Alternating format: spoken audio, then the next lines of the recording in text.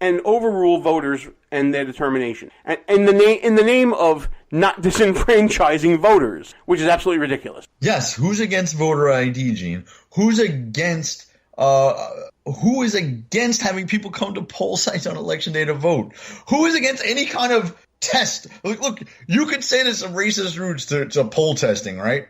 But I think it's time to revisit this, Gene, because I don't think it's racist. I think that you should have to have some understanding of what you're about to go and vote on before you're allowed to vote. See, I disagree with that. I think why you think you should be allowed to vote for Congress when you don't even know what branch of government that's in or what that person does, or why should you be allowed to vote for someone if you have no idea the function of your government? You should take a basic civics test. Because in America, you have the right to be an idiot. You have a fundamental right to be an idiot, in my opinion. That there should be no test to be a voter. You should be a citizen, and that's it. Every yokel and okie from Muskogee should get to vote, no matter what their education level, no matter what their financial circumstances. If you're a citizen and you register, you can vote. Those are the two things I look for. The rest is arbitrary, artificial barriers to voting.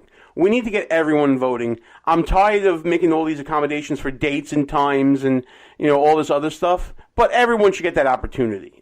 You know what? I'm not so bright. I get to cancel out Chuck Schumer's vote. That's how it should be. I don't know if I agree with that, Gene. I can't see letting. We have a massive amount of idiots voting right now who have Russ, no clue what is going on. The question becomes, where do you draw the line? Do you draw the line at political competency? Do you draw the line at literacy? Do you draw the line? I mean, the line becomes arbitrary about where you draw it. You know what? We're going to continue this argument in just a second, but we got to take a quick break here. When we come back, Russ and I are going to keep arguing this point, and we're going to get to other issues going on in this post-election show, including the fact that I was right and Russ was wrong. Behind Enemy Lines. Back on the air. Gene and Russ, back behind enemy lines. In the previous segment, Russ and I were discussing where you draw the line at standards for voters. Should they be literacy tests? Should there be some sort of poll test? Whatever the case may be. Russ, I'll be open-minded. I'm against the idea of putting artificial barriers on voting. Where do you draw the line? I draw the line. I think that there should be a test, Gene. I'm looking right now at the civics practice test on the immigration website. So, I mean, what major event happened on September 11, 2001 in the United States? If you don't know the answer to that question, we don't need you voting. There's one. So you think that the test should be the equivalent of the minimum passing test to be a citizen of this country if you want to come here? Yes. What does the president's cabinet do, Gene? Command the armed forces, advise the president, make laws, or all of these answers? If you don't know the answer to that, I don't want you voting. You don't need to be voting. Where is the Statue of Liberty? If you don't know it, Boston Harbor, Long Island, New York Harbor, San Francisco Bay.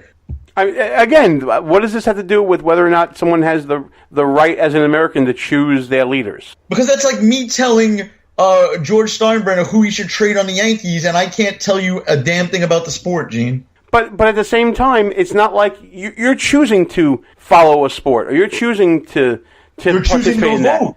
You're not choosing to be compelled to go vote. If you are born in this country, you're not choosing to be a citizen of it. You just are. Correct. But you are choosing to go vote. Okay. You're choosing to have a say. But it's a fundamental right.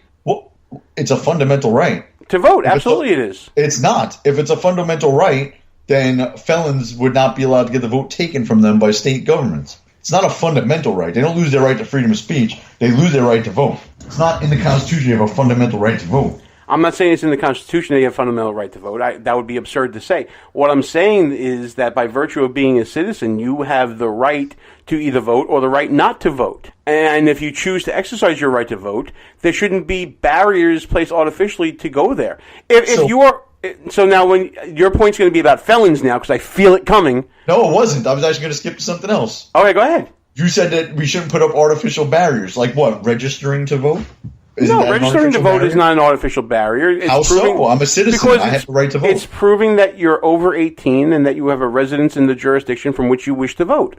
That's not a barrier. That's identification. It's what? That's not a barrier. That's identification. So I want to add some more identification. I want you to be able to identify that you know what the hell you're talking about and add a few more questions to that test. Name, address, where is the Statue of Liberty located? How many senators are in your state? I I think I can pass all these questions, by the way. I think. I'm not sure you could. But not for nothing, I don't think that a citizen should have to be made to pass those type of questions. Why can't it just be, are you a citizen? Where do you live? What party do you want to be a part of? Why is it got to be more than that? Because look where the country is, Gene. It clearly needs to be more than that. Listen, I agree with you that we need more informed voters. But I think that voters also have a right to be lazy and choose whoever they want for whatever reason they want. You know why I voted for certain people in an election? Because I was informed about an issue. You know why other people vote in elections? Because they like a guy's hair. Because they like what colored tie they're wearing that day. Because they like the way their wife looks in a dress. Those are just as valid reasons to cast a vote as my well-informed voting reason. So why can't that be around? Please tell me you're joking. I'm actually about to double up on my high blood pressure pills tonight, if this is what you really believe. This is what I really believe, and I think that's the beauty of America, that every schmuck gets a vote, no matter who they are. And if they choose to exercise it in a way that's thoughtful, great. If they choose to waste it away and write in somebody that, like their neighbor or whatever, fine. If they choose not to be informed and just go there and vote the laundry, fine. And everyone else who's involved in the system has to adjust and come up with their strategy accordingly. I don't think that we need to start going around and saying, if you can't read this ballot, you cannot vote. Or if you don't know where the Statue of Liberty is, you cannot vote. Or if you don't know what the Declaration of Independence is, you cannot vote. Because sooner or later, those standards will get changed more and more and more, and goalposts start to move, and people start thinking about voting, and then they see what's going on with this, quote-unquote test, and then they won't show up to vote anymore. And that's the opposite we want to happen. I also think, Gene, that if you're on any kind of government assistance or you're not paying taxes, you should not be allowed to vote. What if you are a donor to campaign? Should you be allowed to vote then? I mean, you can put up artificial barriers either way. No, that's not an artificial barrier. One is the freedom of speech. The other one is you are not contributing. So you can't allow people to vote more of other people's money into their pockets, because that's when the country will collapse. And we're going into this tailspin now, Gene. You can't let people who are not, President Obama said you have to have skin in the game. When we're approaching 50% of the population that has no skin in the game and we're allowing them to vote, what are they going to vote for? Is the right to vote not an exercise of speech? Why would you be barring anyone from speaking their mind? It's not speech, Gene, because illegal immigrants clearly have the right to the First Amendment covers them and protects them, because it says persons in most of those statutes, but in most of those constitutional amendments and rights. That does not say that for voting. Voting is citizens. You have to be a citizen. Well, you at least for now. This is where I differ with you, because it seems pretty obvious to me that a citizen registering to vote or casting a ballot is engaging in free speech, and therefore that's how it becomes a fundamental right. We talked about that in the previous segment about how voting is a fundamental right. In my opinion, to me, a vote is the exercise of speech, and is therefore a fundamental right under the First Amendment. And that when you look to limit that type of speech, what kind of scrutiny you're supposed to give any sort of law that limits speech, Russ? Strict scrutiny. That's why I was talking about the idea of testing being arbitrary and drawing a line that has no rational relation to what you're trying to accomplish. That's where I'm coming from on this. Oddly enough, Gene, the right to campaign for a candidate is a fundamental right under the First Amendment, while the right to vote for that very same candidate is not protected by the First Amendment. Sorry. I know it sounds weird, but it's true.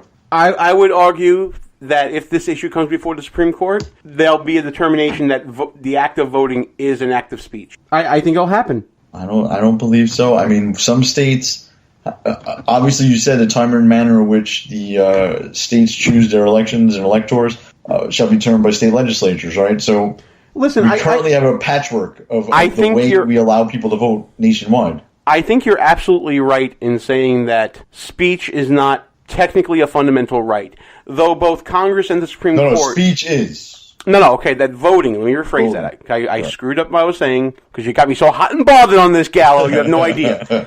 The act of voting has been called the exercise of a fundamental right in both Congress and the Supreme Court. However, there have been limitations that have been allowed by the Supreme Court on voting rights, quote-unquote, that call into question whether or not it is as fundamental, whether it's more or less fundamental than other rights. So I will grant you that there is this evolving view of voting rights, but I think it should be more cut and dry than that.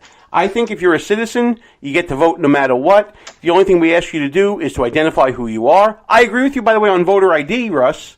I think that should be absolutely necessary. It doesn't have to be, a photo ID or whatever, just a state-issued ID card that you show up and you give when you vote. It could be as simple as, we get in the mail here in the People's Republic of New York a reminder card to go vote, and there's usually a little pull-out, cut-out little card that tells you where your districts are, and you take that with you. That could be a voter ID. It could be literally that simple, and it would stop so much anxiety, and it would stop so much, and I believe that this is real. There are so many attempts at voter fraud that would be stopped by just the mere presence of having to show something at the polls. And like I said, Russ and I have seen voter fraud happening in just about every election we ever monitored and watched, which goes back at least 10 years. Silence is agreement, Russ. No. It's funny that you said that, but the voter ID, Gene, I think that a picture should be on it. I don't know why we can't use biometric identification like a thumbprint. I have no problem with any of that. If you want to put a picture on it, you can put a picture on it. If you don't, if the cost of the color ink is too much for you, then you don't have to, in my opinion. You just issue out the card. I also think that if you get caught committing voter fraud, you should get locked up. I mean, it has to be severe penalties for this. Absolutely. Because for the people who are not necessarily in New York, I don't know how other states do it, but let me just give you a quick rundown. You show up to a poll site in New York, you're just giving them your name. That's it. And signing a book. And then you sign a book. And then you can walk outside, wait 5 minutes, come back to the same poll site again, and give them your neighbor's name. And they'll let you sign for your neighbor. And then come back 5 minutes later and give them the other neighbor's name, or your father's name, or your daughter's name. And that's it. You can vote, dozens of times in New York. And basically there's no way to stop you. They can't ask you for ID. I don't understand how this is rational. If I wanted to, my cousin John and I look similar if I grow a beard, right? If I wanted to, I can grow a beard, walk into a poll site, say I'm John Maggio and live in a certain location where he lives, which I'm not going to say on the air, and I can probably do his signature or at least some facsimile thereof as I look at it and just sign it. Not like they're going to check it at the Board of Election, and I could vote for him. It could literally be that easy because we're of similar builds and, obviously we're related, so there is some inkling of resemblance. But now think about communities where, and I'm sorry to say this, everyone looks alike. I mean, we've seen it in, like, the Hasidic community in Borough Park. You could see it also in, ethnic majority communities. Go ahead, Gene. Say the ethnicities. Come on. You can. I'm not being racist here, Gallo. I'm just stating a fact of life that it can happen. You could do it in a white community where everybody looks alike as well. And it's not exclusive to that. Like I said, I'm Italian. My cousin's Italian. All Italians look alike in some respect. We could do the same thing.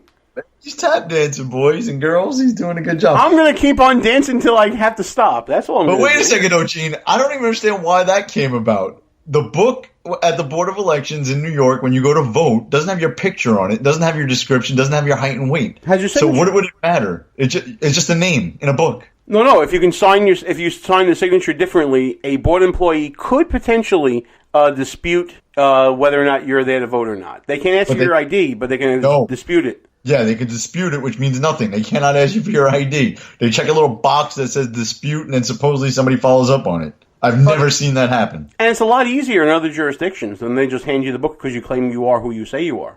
Yeah. First of all, I mean, the system is flawed because I'm sure across the country it's all very similar. It's all 90-year-old ladies. Russ, it happened. New York City did a study on this, believe it or not, in 2013, 2014, around the end of 2013, where they had inspectors from the Department of Investigation go out and try to sign a poll book and cast a ballot. 50 out of the 52 inspectors got away with it. Of course. So don't tell me this isn't something that can't happen. It's absolutely out of the realm of possibility. So if we can, let's just go back real quick, Gene. So which other communities look alike?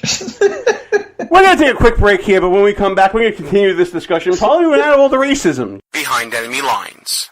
Gene and Russ, back behind enemy lines. Before we get on with the show, I just want to say thanks to everybody for listening to Behind Enemy Lines Radio. I'm Gene, he's Russ. You can always check us out on the Facebooks and the Twitters at BEL_radio. And of course, check us out at www.behindenemylinesradio.us. If you miss any of the part of the show, wherever you're listening to it, don't worry. You can always check us out at one of our rebroadcast outlets, including Talk 107.5 FM.